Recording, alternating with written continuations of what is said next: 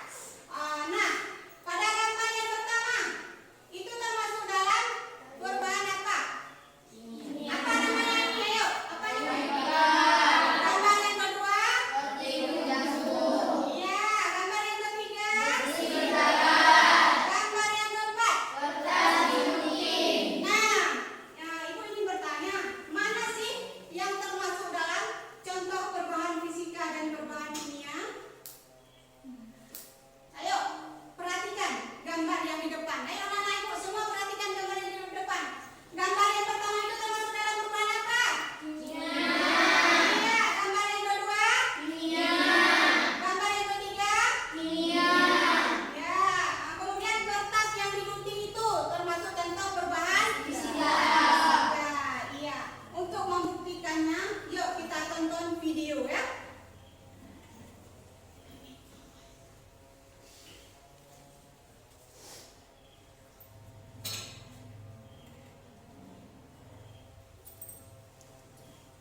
Ini semua harus ditonton dengan baik. Nanti kan ibu bertanya lagi dengan setelah anak ibu menonton video ini ya. Disimak dengan baik ya.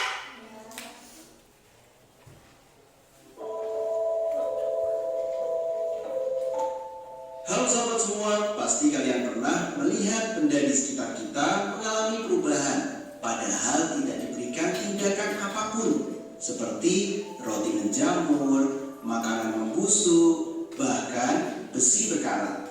Dalam video ini kita akan membahas benda-benda yang dapat mengalami perubahan. Yuk simak video berikut ini.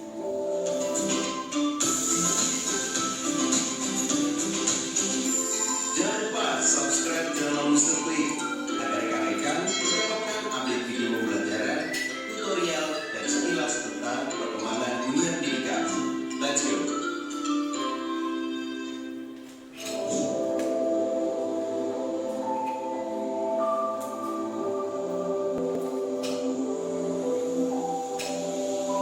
Benda-benda yang kita kenal dalam kehidupan sehari-hari seringkali mengalami perubahan. Perubahan tersebut ada yang bersifat langsung dapat diamati, namun ada juga yang memerlukan waktu lama untuk pengamatannya. Perubahan benda-benda tersebut dikenal dengan perubahan materi atau perubahan zat. Contoh perubahan materi yang berlangsung cepat adalah pembakaran kertas. Sedangkan contoh perubahan materi yang memerlukan waktu yang relatif lama adalah proses berkaratnya besi. Sebelum lebih jauh membahas tentang perubahan materi, kamu perlu mengetahui tentang sifat-sifat zat terlebih dahulu. Sifat-sifat benda sangat penting diketahui untuk membedakan nanti perubahan-perubahan yang terjadi pada benda tersebut. Sifat-sifat benda secara garis besar dibedakan menjadi dua jenis nih, yaitu sifat fisika dan sifat kimia. Sifat fisika adalah sifat yang berkaitan dengan keadaan fisik suatu zat. Sifat fisika termasuk di dalamnya adalah bentuk, warna, bau, kekerasan, titik didih, titik beku, titik leleh, daya hantar, ukuran partikel dan massa jenis atau densitas di sini. Sedangkan sifat kimia merupakan sifat zat yang berhubungan dengan mudah atau sukarnya zat tersebut untuk bereaksi secara kimia. Secara kimia ya. Sifat kimia itu ciri-ciri yang berhubungan dengan terbentuknya zat jenis baru. Sifat kimia itu antara lain adalah mudah terbakar, membusuk, mudah meledak, berkarat, dan beracun. Kelihatannya mudah untuk dipahami ya. Mudah terbakar, membusuk, mudah meledak, berkarat, dan beracun itu adalah sifat-sifat kimia. Nah, setelah kita mengenal sifat fisika dan sifat kimia, kita akan mempelajari perubahan fisika dan perubahan kimia. Perubahan suatu materi dapat berlangsung melalui dua cara, yaitu perubahan fisika dan perubahan kimia. Yang pertama adalah perubahan fisika. Perubahan fisika adalah perubahan zat yang tidak disertai dengan terbentuknya zat baru. Jadi tidak terbentuk zat baru ya. Komposisi materi tersebut juga tidak akan berubah. Misalnya nih, es yang mencair. Baik dalam bentuk padat maupun dalam bentuk cair, keduanya tetaplah air, yaitu H2O, bukan yang lain. Contoh perubahan fisika antara lain adalah menguap, mengembun, mencair, membeku, menyublim, dan juga melarut. Nah, setelah kita mengenal perubahan fisika, kita juga akan mengenal apa yang dinamakan perubahan kimia. Coba perhatikan, kayu yang dibakar, apakah kayu sebelum dan setelah dibakar akan menghasilkan zat yang sama? Tentu tidak. Kayu sebelum dibakar itu mengandung sifat selulosa, serat yang menyebabkan bahwa kayu itu keras. Namun setelah dibakar berubah menjadi arang atau yang sering disebut juga dengan karbon. Dengan demikian, pada proses pembakaran kayu diperoleh zat baru yang memiliki sifat berbeda dari sifat zat sebelumnya. Proses pembakaran kayu yang mengakibatkan terbentuknya zat baru merupakan salah satu contoh perubahan kimia. Nah, pembakaran kayu ini merupakan contoh dari perubahan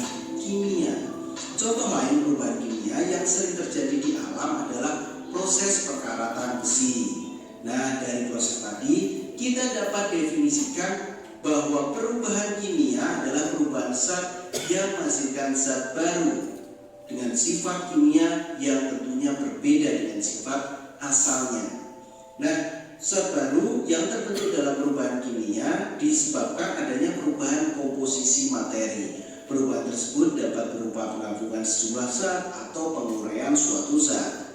Berlangsungnya perubahan kimia dapat diketahui dengan ciri-ciri sebagai berikut. Coba perhatikan Mr. Klik nih, ada beberapa ciri yang mengidentifikasikan bahwa ini adalah perubahan kimia. Ini yang perlu kalian perhatikan. Bahwa misalnya ciri-ciri ini perubahan kimia, kita tahu, kita pasti langsung tahu selain perubahan kimia adalah perubahan fisika.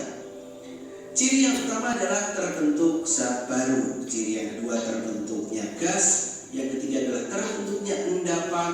Yang keempat adalah terjadi perubahan warna. Dan yang kelima adalah terjadi perubahan suhu. Jadi selain 5 ini adalah perubahan fisika. Coba kita ulang. Yang pertama adalah terbentuknya zat baru. Yang kedua adalah terbentuknya gas. Yang ketiga adalah terbentuknya endapan. Yang keempat terjadinya perubahan warna. Yang kelima adalah terjadinya perubahan suhu. Itu adalah perubahan kimia. Nah, berikut adalah ulasan tentang sifat fisika dan sifat kimia, dan juga perubahan fisika dan juga perubahan kimia. Cukup sederhana. Kalau sahabat mau pelajari secara ulang, coba diulang dari awal, coba perhatikan sampai kalian bisa membedakan mana perubahan fisika dan mana perubahan kimia. Intinya perubahan fisika itu tidak muncul zat baru, berbeda dengan perubahan kimia. Perubahan kimia adalah muncul zat yang baru atau materi dengan struktur yang baru. Semoga mendapat pemahaman untuk sahabat semua. Bagi sahabat semua yang membutuhkan resu, dapat mendownload di kolom deskripsi ya. Apabila suka dan menikmati video-video Mr. Klik, jangan lupa like dan share. Jangan lupa juga subscribe video Mr. Klik, subscribe channel Mr. Klik. Semoga video ini bermanfaat. Terima kasih. Dadah.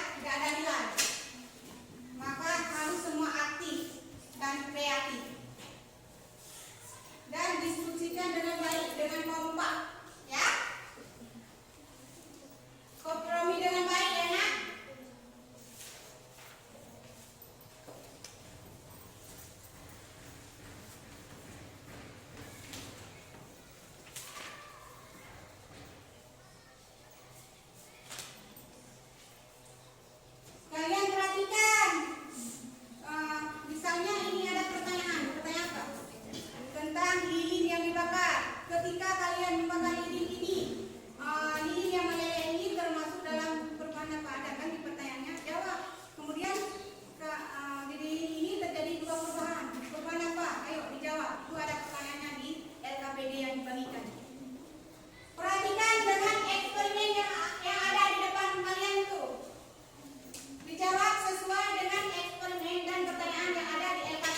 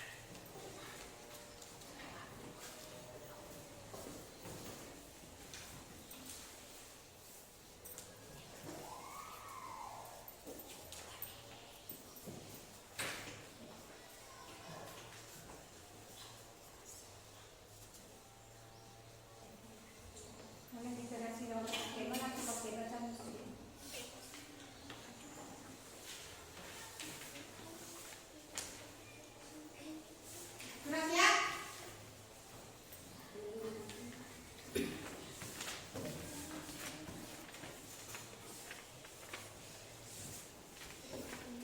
Jangan lupa tulis nama kelompok berapa dan anggotanya siapa aja. Jangan lupa ya.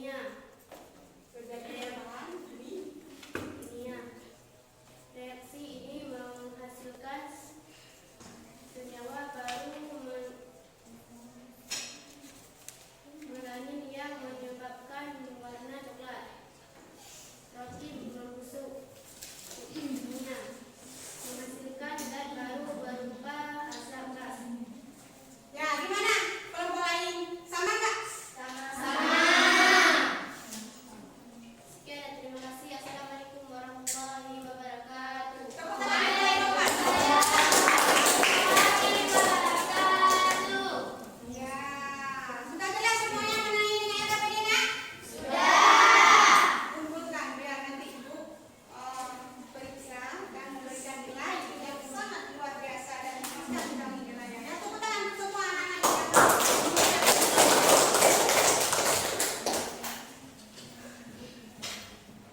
Kumpulkan, Mak, yang pilihnya.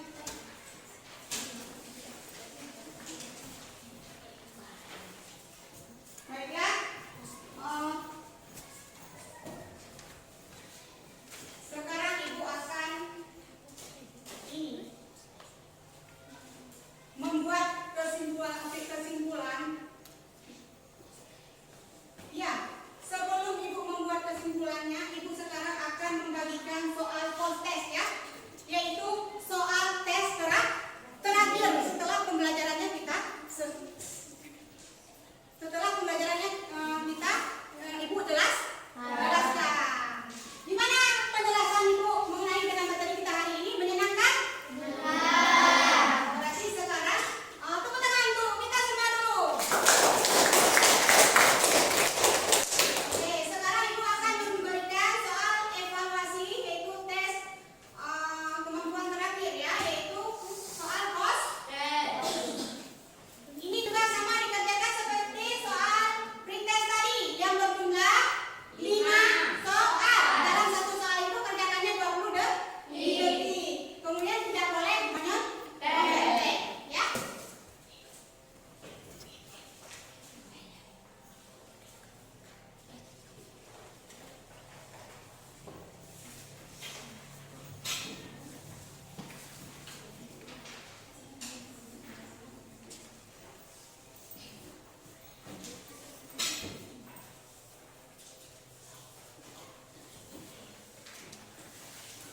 Ada Pak Simon? Ada Pak Simon? Ada Pak Simon, nak? Jangan Pak Simon nama, jangan Pak Simon nama ya, nak. Ya, nggak bisa. Tunjuk tangan dan panggil. Jawab terus. Sesuai dengan kemampuan sendiri. Jangan menyontek. Intinya jangan menyontek ya, nak.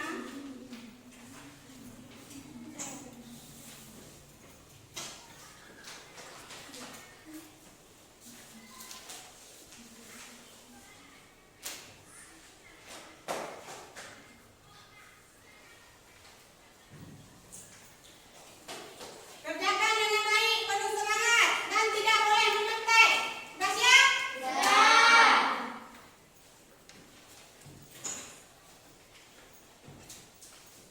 Ada yang sudah, ada yang belum. Tunggu dulu kawan kita. Ada yang sudah, ada yang belum.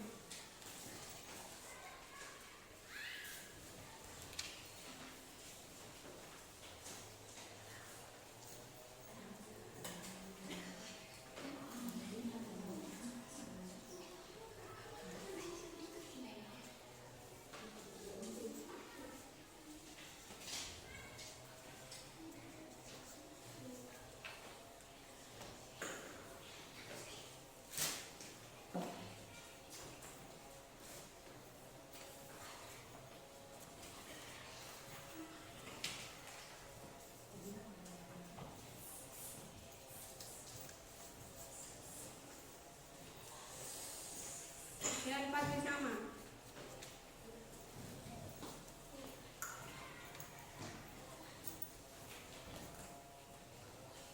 Belajar dan pasti sama. Oke, kumpulkan.